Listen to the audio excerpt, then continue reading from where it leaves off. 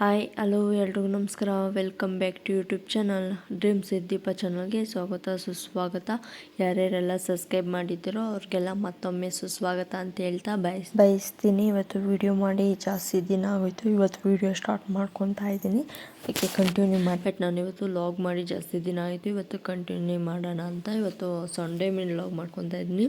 ಇವತ್ತು ಚಿಕನ್ ತಗೊಬಂದಿದ್ರು, ಅದರಲ್ಲಿ ಅವರೆಕಾಳಿನ ಇದಕ್ಕಿನ ಬೇಳೆ ಹಾಕಿ ಚಿಕನ್ ಸಾಂಬಾರು ಮಾಡೋಣ ಅಂತ ಮಾಡ್ತಾ ಇದ್ದೀನಿ. ಇವತ್ತು ಸ್ಪೆಷಲ್ಲಾಗಿ ಸಾಂಬಾರು ಮಾಡ್ತಾ ಇರೋದು ಇದನ್ನ ಬೇಳೆ ಹಾಕಿ. ನಾನು ಎಲ್ಲ ಮಾಮೂಲಿ ನಾನು ಯಾವ ಥರ ಮಾಡ್ಕೊತೀನೋ ಅದೇ ಥರನೇ ಮಾಡ್ಕೊತೀನಿ, ಬಟ್ ಇದಕ್ಕೆ ಸ್ವಲ್ಪ ಸ್ಪೆಷಲ್ ಅಂತಲೇ ಹೇಳ್ತೀನಿ.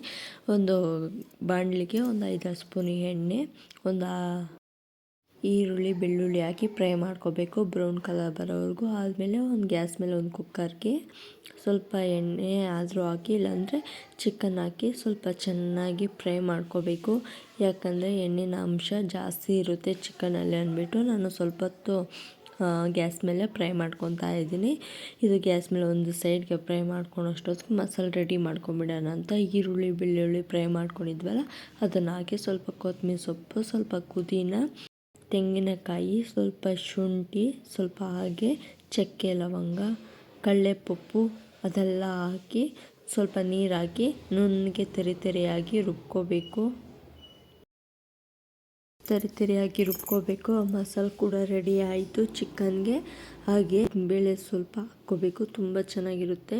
ಹಾಗೆ ಚಿಕನ್ ಕೂಡ ನೋಡಿ ಎಣ್ಣೆನ ಅಂಶ ಬಿಟ್ಕೊಂಡಿತ್ತು, ನೀರೆಲ್ಲ ಅದರಲ್ಲೇ ಬಂದಿತ್ತು ನೋಡಿ. ಅದಕ್ಕೆ ಸ್ವಲ್ಪ ರುಬ್ಬಿರೋ ಮಸಾಲೆ ಎಲ್ಲ ಹಾಕಿ ಸ್ವಲ್ಪ ಚೆನ್ನಾಗಿ ಮಿಕ್ಸ್ ಮಾಡ್ಕೋಬೇಕು. ತುಂಬ ಸೂಪರ್ ಅಂತಲೇ ಹೇಳ್ಬೋದು. ಇದು ಚಿಕನಲ್ಲಿ ಇದನ್ನ ಬೇಳೆ ಹಾಕೋದು ತುಂಬ ಸೂಪರು.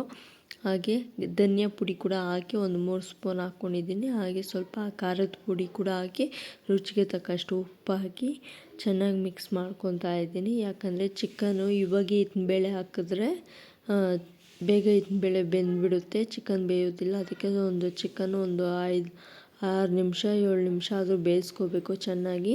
ಅದಕ್ಕೆ ಸ್ವಲ್ಪ ಎಲ್ಲ ಚೆನ್ನಾಗಿ ಧನಿಯಾ ಪುಡಿ ಎಲ್ಲ ಹಾಕಿ ಸ್ವಲ್ಪ ಚೆನ್ನಾಗಿ ಮಿಕ್ಸ್ ಮಾಡಿಕೊಂಡು ಕುಕ್ಕರ್ ಮುಚ್ಚಳ ಮುಚ್ಚಿ 1 ವಿಸಿಲ್ 2 ವಿಸಿಲ್ ಕೂಗಿಸ್ಕೋಬೇಕು. ಆದಮೇಲೆ ಹಾಗೆ ಸ್ವಲ್ಪ ಮೀನು ಕೂಡ ತಗೊಬಂದಿದ್ರು, ಮೀನಿಗೆ ಎಲ್ಲ ರೆಡಿ ಮಾಡ್ಕೊಂಬಿಡೋಣ ಅಂತ ನಾನು ಮೀನು ರೆಡಿ ಮಾಡ್ಕೊತಾ ಇದ್ದೀನಿ. ಮೀನಿಗೆ ಸ್ವಲ್ಪ ತೊಳೆದಿಟ್ಟು ಒಂದು 5 ನಿಮಿಷ ಆದರೆ ಅದಕ್ಕೆ ಸ್ವಲ್ಪ ಹುಣಸೆಕಾಯಿ, ಕೊತ್ತಂಬರಿ ಸೊಪ್ಪು, ಪುದೀನ ಸೊಪ್ಪೆಲ್ಲ ಹಾಕಿ ನೆನೆಸಿಡಬೇಕು ಮೀನಿಗೆ. ಹಾಗೆ ಮಸಾಲೆ ರೆಡಿ ಮಾಡ್ಕೊಂಬಿಡೋಣ ಅಂತ ಅದು ನೆನೆಯೋಷ್ಟೊತ್ತಿಗೆ ಒಂದು ಈರುಳ್ಳಿ ಬೆಳ್ಳುಳ್ಳಿ, ಹಾಗೆ ಸ್ವಲ್ಪ ತೆಂಗಿನಕಾಯಿ, ಶುಂಠಿ, ಕೊತ್ತಂಬರಿ ಸೊಪ್ಪು, ಸ್ವಲ್ಪ ಪುದೀನ, ಜಾಸ್ತಿ ಏನು ಬೇಡ, ಕೊತ್ತಂಬರಿ ಸೊಪ್ಪು ಪುದೀನ ಸ್ವಲ್ಪ ಸಾಕು. ಹಾಗೆ ಸ್ವಲ್ಪ ಹುಣಸೆಕಾಯಿ ಕೂಡ ಸ್ವಲ್ಪ ನಾನು ಜಾಸ್ತಿನೇ ಎತ್ಕೊಂಡಿದ್ದೀನಿ. ಅದ್ರ ಜೊತೆಗೆ ಸ್ವಲ್ಪ ಧನಿಯಾ ಪುಡಿ, ಹಾಗೆ ಸ್ವಲ್ಪ ಖಾರದ ಪುಡಿ ಮತ್ತು ಸ್ವಲ್ಪ ಸಾಂಬಾರು ಪುಡಿ ಕೂಡ ಹಾಕ್ಕೋಬೇಕು. ಸ್ವಲ್ಪ ಅದಕ್ಕೆ ಚಕ್ಕೆ ಲವಂಗ ಎಲ್ಲ ಹಾಕಿ ಸ್ವಲ್ಪ 1-2 ಟೊಮೊಟೊ ಇದ್ದರೆ ಕಡಲೆಪಪ್ಪು ಸ್ವಲ್ಪ ನೀರು ಹಾಕಿ ತೆರೆಯಾಗಿ ನುಣ್ಣಗೆ ರುಬ್ಕೋಬೇಕು. ಮೀನು ಸಾರಿಗೂ ಮಸಾಲೆ ಕೂಡ ರೆಡಿ ಆಯಿತು. ಹಾಗೆ ಮೀನು ಸಾರು ಮಾಡೋಣ ಅಂತ ಹೋದೆ, ಬಟ್ ಇವತ್ತು ವೀಡಿಯೋ ಸ್ಕಿಪ್ ಆಗಿಬಿಟ್ಟಿರೋದ್ರಿಂದ ವೀಡಿಯೋ ಲಾಂಗ್ ಮಾಡೋದಕ್ಕಾಗಲಿಲ್ಲ. ಅದು ನಾನು ಏನೇನು ಮಾಡ್ಕೋಬೇಕು ಅದೇ ನಿಮ್ಮ ಜೊತೆ ಶೇರ್ ಮಾಡ್ಕೊತಾ ಇದ್ದೀನಿ. ಹಾಗೆ ಒಂದು ಬಾಣಲಿಗೆ ಒಂದು 6 ಸ್ಪೂನ್ ಆಗೋಷ್ಟು ಎಣ್ಣೆ, ಸ್ವಲ್ಪ ಸಾಸಿವೆ, ಒಂದು ಈರುಳ್ಳಿ, ಸ್ವಲ್ಪ ಕರಿಬೇವಿನ ಸೊಪ್ಪೆಲ್ಲ ಕಟ್ ಮಾಡಿ ಒಗ್ಗರಣೆಗೆ ಥರ ಹಾಕ್ಕೋಬೇಕು. ಫ್ರೈ ಮಾಡಿಕೊಂಡು ಸ್ವಲ್ಪ ರುಬ್ಬಿರುವ ಮಸಾಲೆ ಎಲ್ಲ ಹಾಕ್ಕೊಂಡು ಸ್ವಲ್ಪ ನಮಗೆ ರುಚಿಗೆ ತಕ್ಕಷ್ಟು ಉಪ್ಪು ಹಾಕಿ ಎಲ್ಲ ಕಾಯಿಸೋಕ್ಕಿಡಬೇಕು. ಇದು ನೀರಾಗಿದ್ದರೆ ಚೆನ್ನಾಗಿರಲ್ಲ, ಸ್ವಲ್ಪ ಗಟ್ಟಿ ಆದ್ರೇ ಮೀನು ಸಾಂಬಾರಿಗೆ ತುಂಬ ಟೇಸ್ಟಾಗಿರುತ್ತೆ. ಅದಕ್ಕೆ ನಾನು ಎಲ್ಲ ರೆಡಿ ಮಾಡಿ ಇಕ್ಕಿದ್ದೀನಿ. ಮಸಾಲ ಕೂಡ ನೋಡಿ, ಸಾಂಬಾರು ಕೂಡ ಕುದೀತಾ ಬಂತು, ಬಟ್ ಇನ್ನೂ ಗಟ್ಟಿ ಆಗಬೇಕಾಗಿತ್ತು. ಅದಕ್ಕೆ ನಾನು ಅಷ್ಟೊತ್ತಿಗೆ ಏನಾದರೂ ಕೆಲಸ ಮಾಡ್ಕೊಂಬಿಡೋಣ ಅಂತ ಕಿಚನಲ್ಲಿ ಸ್ವಲ್ಪ ಕ್ಲೀನ್ ಮಾಡ್ಕೊತಾ ಇದ್ದೆ. ಹಾಗೆ ಸ್ವಲ್ಪ ಚಿಕನ್ ಕೂಡ ಬೆಂದಿತ್ತು, ಒಂದು 50% ಬೆಂದಿತ್ತು. ಅದಕ್ಕೆ ಸ್ವಲ್ಪ ಕುಕ್ಕರ್ ಮುಚ್ಚಳ ಓಪನ್ ಮಾಡಿ ಸ್ವಲ್ಪ ಹೊತ್ತು ಚೆನ್ನಾಗಿ ಮಿಕ್ಸ್ ಮಾಡಿಕೊಂಡೆ. ಅದು ಮಸಾಲೆ ಎಲ್ಲ ಆ ಕಡೆ ಈ ಕಡೆ ಮೆತ್ಕೊಂಡ್ಬಿಡುತ್ತೆ ಅಂದ್ಬಿಟ್ಟು ಚಿಕನಿಗೆ ಮಿಕ್ಸ್ ಆಗಲ್ಲ ಅಂದ್ಬಿಟ್ಟು ನಾನು ಚೆನ್ನಾಗಿ ಎಲ್ಲ ಮಿಕ್ಸ್ ಮಾಡಿಕೊಂಡು, ಹಾಗೆ ಪಾತ್ರೆಗಳೆಲ್ಲ ಇತ್ತು, ಪಾತ್ರೆಗಳೆಲ್ಲ ತೊಳ್ಕೊಂಡು ಎಲ್ಲ ಕಿಚನೆಲ್ಲ ರೆಡಿ ಮಾಡ್ಕೊತಾ ಇದ್ದೀನಿ. ಅಷ್ಟೊತ್ತಿಗೆ ಮೀನು ಸಾರು ಕೂಡ ಸ್ವಲ್ಪ ಗಟ್ಟಿಯಾಗಿತ್ತು, ತುಂಬ ಚೆನ್ನಾಗಿತ್ತು, ಸಖತ್ತಾಗಿತ್ತು.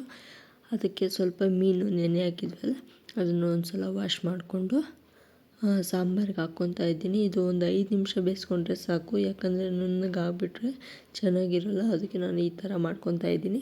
ಮೀನೆಲ್ಲ ಹಾಕಿ ಸ್ವಲ್ಪ ಹೊತ್ತು ಒಂದು ಪ್ಲೇಟ್ ಮುಚ್ಚಿಕ್ಕಿ, ಚಿಕನ್ ಕೂಡ ಒಂದು ಸೈಡಿಗೆ ಬೆಂದಿತ್ತು. ಅದಕ್ಕೆ ಈ ಬೇಳೆ ಕೂಡ ನಾನು ನೀರಲ್ಲಿ ಹಾಕಿಕ್ಕಿದ್ದೆ.